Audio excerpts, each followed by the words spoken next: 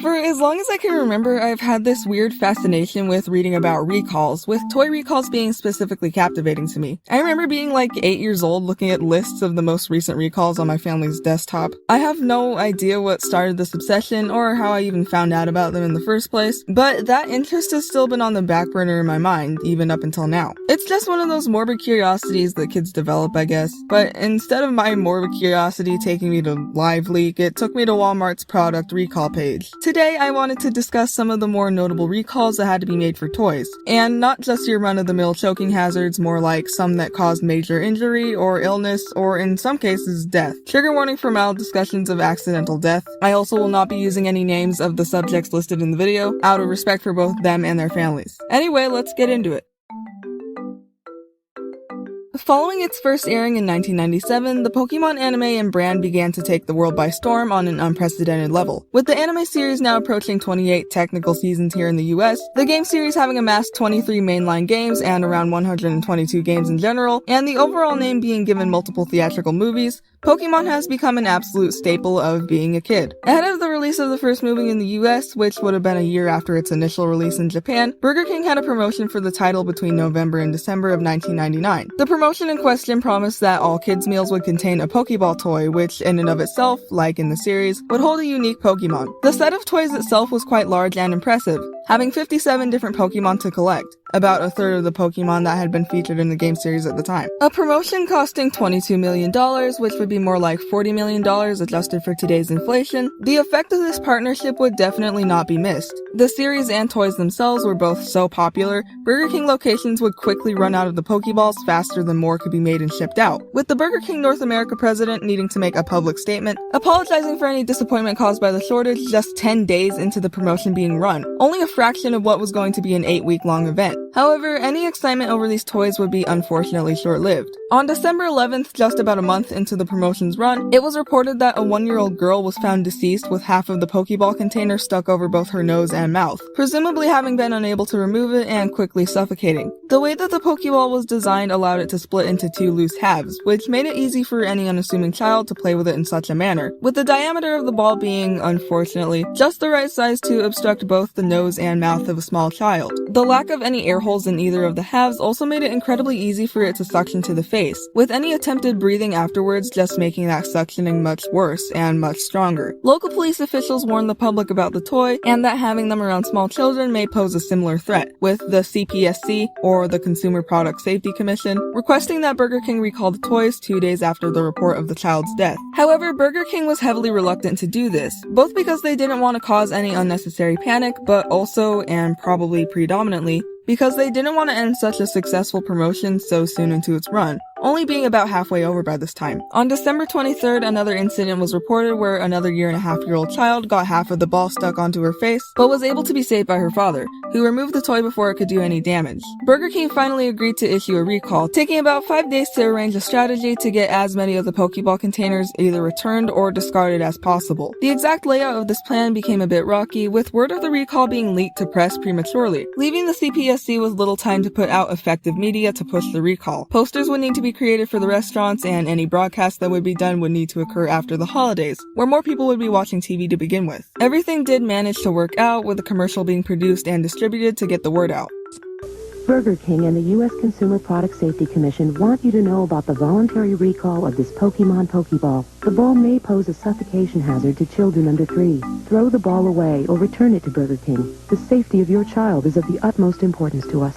The recall would be active for about a year, between December of 1999 to December of 2000, with thousands of flyers, posters, and advertisements on Burger King packaging warning of the recall. There would ultimately be one more incident with the toy in January of 2000, where a 4-month-old suffocated in the same manner as the child previously mentioned. Despite this, the recall was considered to be effective, with about 22.5 million of the containers that weren't given out being destroyed within the year, and an additional 500,000 returned ones being destroyed along with them. Some kind of polling effort made after the recall showed that 60 60% of customers mostly opted to throw them out rather than return them, which showed that they were definitely being discarded. The recall effort would end up costing Burger King $1 million, which would be about $1.7 million today. Burger King was criticized both by the public and government officials who felt the company was slow to recall the toys, and by those involved in the recall effort for being uncooperative and causing unnecessary miscommunication. The first victim's parents did end up suing Burger King and were awarded an undisclosed amount of money from the chain. I don't feel like I need to explain what Cars is, but I guess I will anyway. Cars is a Disney and Pixar collaboration film from 2006 that centers around anthropomorphic cars, specifically detailing the woes of Lightning McQueen, a cocky and self-centered world-famous racing car that finds himself lost in a humble little city where he gets a dose of reality and friendship, your typical Disney sugary sweetness. The movie boasts an enormous cast composed of both many popular actors and actresses as well as highly specific models of cars as characters, practically reeking of merchandising possibilities from the get-go. Cars was a hit at the box office, earning $60 million in its opening weekend and claiming the #1 position at release. Spurred by the success of the film, the aforementioned merchandising possibilities would begin to take hold in the coming months and years, with our topic today a set of little toy cars modeled after the characters of the movie, created and distributed by Mattel. All of the cars in the set of toys were die-cast metal replicas of every character in the film, both important and not so important, sold in packages individually and in multi-pack sets. Sold in stores starting May of 2007, a recall was put out for the toys in August of the same year, over a concern that specific toys in the set were all painted with highly hazardous lead paint, with a much higher concentration of lead than what is legally permissible. Shouldn't there be no legally permissible level of lead? To be more specific, all of the models of the character Sarge and Army Jeep were listed under this recall, as long as they were marked with 7EA and China on the bottom of the car, as models made in Thailand were not painted with anything dangerous. There's actually still a screener page up on Mattel's consumer support website to help you determine if your Sarge is contaminated. Luckily, these toys never reportedly caused any illness in their 3 months on the shelf, but the possibility was more than present, which is just as scary. This set of toys was actually just one of many recalls in 2007 that all took place because of a similar contamination. As many products are produced in China before being sold to consumers elsewhere, quite a few companies who went through China for their manufacturing were affected by the heavy presence of lead in the materials being used. 2007 was even referred to as the year of recalls by the CPSC because of this. Multiple products such as pet food, wooden Thomas train sets, Curious storage plushes, Dollar Tree kids sunglasses, and toothpaste were all recalled because of some kind of chemical contaminant that came directly from their manufacturers in China. As someone who has always loved little craft kits that are marketed for kids who are like 3 and won't know the difference between a quality art product and a not so quality art product, this case kind of shocked me, mostly because I've known there to be iterations of this product even after the recall. Aqua Dots, which have also been referred to as Aqua Beads, Bindies, Beados, and Pixos across multiple nations in North America and Europe, are little circular beads that you arrange in your desired pattern on a tray and then spray with water to fuse them together. After they dry, you should be left with a solid, technically 3D design of your making, kind of like perler beads without having to break out the iron. I remember seeing advertisements for some form of this toy and wanting them, although I never did get them, and this was probably for the better. As some young children are drawn to putting small things in their mouths, the size of the Aqua Dots didn't necessarily pose the threat of being a choking hazard, but they did have other adverse effects when swallowed. In November of 2007, it was reported that a boy and a girl, aged 2 and 10 respectively, arrived at a children's hospital in Australia, extremely sick and nearly unresponsive. It was determined by doctors that the sickness was caused by the two having ingested a good number of the beads, causing a recall of the product entirely in Australia. A similar case happened in North America that led to 2 more children falling unconscious after swallowing the beads, which was again followed by a recall in the US. Because the correlation between the illness and the toy was not as clear in this case, especially compared to cut and dry cases like the Bucky Balls, investigations needed to be conducted into why this happened. Through testing, it was eventually found that instead of being coated in the pre-approved plasticizer 1.5 pentanediol, I think I'm reading that right, pentanediol, they were instead being coated with butanediol, which, when digested and processed by the body, creates a sedative and hypnotic drug, GHB, more commonly recognized as a date shock drug. To cut down on costs in manufacturing, the Guangxi product factory in Shenzhen, China, used the alternative coating rather than what was specified by those who had created and designed the beads. As you may have put together, this recall was also part of 2007's year of recalls, caused directly by manufacturing mishaps in Chinese factories. While the chemical directive for use by whoever was in charge of Aqua Dots design was entirely non-toxic, it was also expensive and could get up to as much as 7 times the cost of the more dangerous chemical. By cutting corners in manufacturing, many children fell ill after ingesting the beads, and the recall would end up tarnishing the reputation of the beads for the rest of their existence, even to today. Multiple rebrands in every territory that they're available in can't shake the connotation that they once had. Despite fears of a black market coming to life for the sale of the beads, the recall did prove to be effective, and any brand of Aqua Dots you buy today, whether they're going by that name or not, are more than likely safe to be used.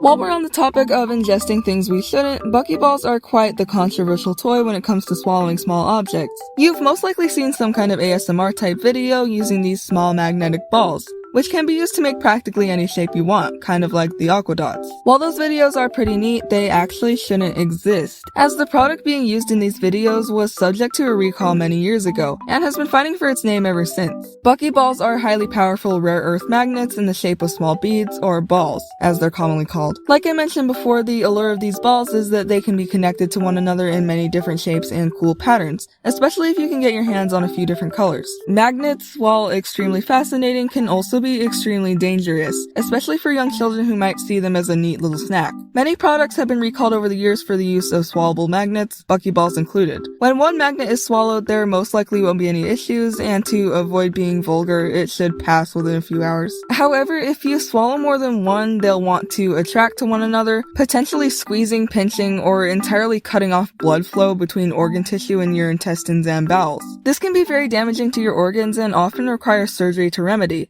and if it gets bad enough, can be fatal. Because we know that this can happen, it doesn't take much for things with loose magnets, intentionally or unintentionally, to be recalled. Bucky Balls, which again were just essentially powerful magnets in a small, swallowable shape, were originally recalled because of this in the early 2010s. So how have they survived, and how are we still seeing them? In the details of the lawsuit against Zen Magnets, who created Bucky Balls, it maintains that their toys were recalled before any real injury occurred or was reported. The business, a small one at the time, was entirely damaged by this one lawsuit, which, because nothing had even happened yet with their product, was seen to be unfair. After about 5 or 6 years of fighting against this lawsuit and other criticisms of the product, the ban on these kinds of magnets was lifted in 2016, meaning Bucky Balls are able to legally be sold as long as they are marketed with proper warnings, and not directly marketed to children, especially those of an age that might want to put them in their mouths. That hasn't entirely curbed the danger of Bucky Balls though. As I found while researching this, apparently there was a trend going around on TikTok in 2021 that had you place 2 of these magnets on either side of your tongue to make it look like you have a piercing. Though I've never seen a video like this, and I've never heard anyone talking about it either. How many TikToks of one thing has to get made before we consider it a trend? I feel like this one wasn't a trend as much as it was people just being stupid. Between the year of the ban being lifted in 2016 and 2019, it was reported that incidents with these magnets being swallowed had multiplied by at least 3 times. And between then and now, 65 confirmed cases of magnet swallowing in children have been reported. Currently, there is still a concern from the CPSC and Poison Control about these magnets being readily available, and it's entirely possible that we could see a full ban on these in the future if cases like this persist. To end the video, I decided to cover a slew of toys that have been found to contain tremolite and chrysolite, which are both types of asbestos, a highly dangerous carcinogenic mineral that, when interacted with, has a large chance of giving you cancer or other severe health problems. This has happened too many times for me to just pick one case to talk about, which is just as interesting as it is messed up. Apparently, there is no formal ban on using it in toys, except in Connecticut, for some reason. Anyway, let me just do a little lightning round of these toys. Another toy that commonly has asbestos in it is crayons, for some reason. But because asbestos is so commonly found in crayons, they're tested pretty regularly, which is why there are so many known crayon sets that have asbestos in them. In 2015, a test was conducted by the Environmental Working Group across 28 differently branded boxes of crayons, 4 of which came out with positive results for asbestos. Those being Power Rangers, Mickey Mouse, and Teenage Mutant Ninja Turtle branded crayon sets, and a 4th off-brand package. All of the sets were of those little 4-packs of crayons that you see at restaurants if you're 5 years old or something, and were were otherwise distributed through dollar stores and party suppliers, which didn't make them a huge danger to too many people. Asbestos, like I said before, is not properly regulated in toys, and in most cases can be used in small doses without causing a fuss. Which is actually really scary because I feel like small doses add up, don't they? The argument made by the CPSC in defense of the use of asbestos in crayons in particular says that even if someone were to purposefully ingest a crayon, the wax wouldn't fully break up in time for the asbestos to release into or be absorbed by their body. Like I said, it's still kind of scary that you could just be so easily interacting with a known carcinogen and both not know about it and not have the ease of knowing you're protected from it by the government. Just another reason why capitalism is the root of all evil. Last but not least, the scariest case of asbestos being located in a kid's toy revolved around a CSI-themed fingerprint examination kit, which is pretty cool at face value. Like, I think it's something fun and sciencey for a kid to do to possibly develop an interest in the CSI show and CSI in general and other investigative work, and of course there are similar products that you can still get, just not this one. Please, not this one. Distributed by Planet Toys, who does still make good asbestos-free science kits, the CSI Fingerprint Examination Kit contained everything you need to take a good fingerprint for evidence. Among those items being crime scene tape, brushes and powder, and investigative lenses and magnifying glasses. When the toy hit the shelves in December of, guess what year? Come on, you can do it. That's right, 2007, there were already concerns of asbestos being within the toy from earlier in the month, with tests done at this time even showing that there was some kind of asbestos content in it. Our hero, Connecticut, even banned the sale of the toy ahead of it hitting the shelves. After additional tests were conducted by the Asbestos Disease Awareness Organization, it was found that there were extremely high levels of asbestos in the fingerprint powder in particular, both chrysolite and tremolite, of which there was up to 7%. What makes this worse, on top of the high content of the asbestos, the fingerprint powder was made to be applied to a surface and then blown away to remove the excess, then making the particles airborne. Asbestos is particularly dangerous when inhaled and can lead directly to health complications later down the line. The kit was eventually recalled and CBS actually negotiated to give refunds for the product, but it's still a massive oversight that it happened in the first place. Anyway, that's it. There's a ton of recalls that have been conducted over the years, and I would probably consider talking about more in the future, because it's just so interesting to me. Thank you for watching, and I'll see you in the next video.